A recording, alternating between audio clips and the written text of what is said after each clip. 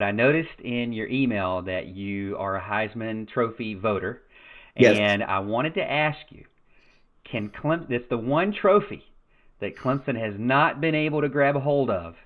Will it happen this year? Why or why not? It's hard for me to call something like that, and here's why. If Clemson is in a bunch of games where they're blowing people out, like everybody says they're going to be, will Trevor Lawrence or Travis Etienne be able to put up the numbers that Heisman voters are looking for? Remember Baker Mayfield putting up video game numbers. Remember Lamar Jackson putting up video game numbers. Kyler Murray putting up video game numbers.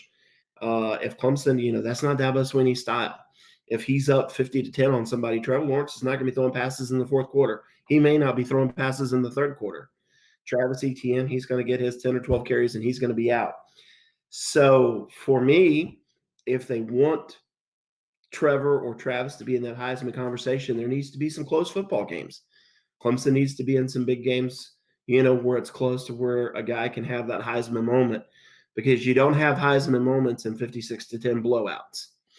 You have them when you come back and you beat somebody 30-28, and you throw that last second pass or you have that run for 65 yards against a stacked defense. I think Clemson can have a Heisman Trophy guy this year. I would love to be able to vote for one of them. But the schedule, they're going to have to be in some football games that people may not like. And it's really funny because I ask Clemson fans all the time, I say, Clemson was in a lot of blowouts last year.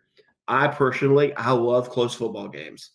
Do you? And they all like, no, I want Clemson up 70-0 by halftime. I don't like it to be close. My heart can't take it. But if you want a Heisman winner, may need some close ones. Yeah, I completely agree. I was looking at one of our past shows what it would take statistically, talking about video game numbers. Trevor Lawrence really can't leave a game with 300 with under 300 yards. He's going to have to consistently come out with at least 300 yards.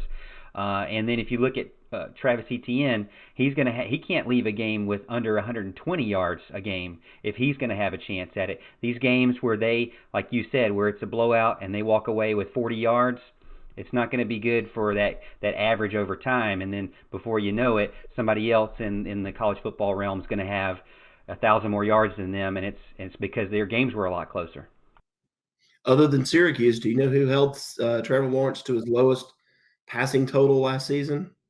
Ooh, you And got me on this one.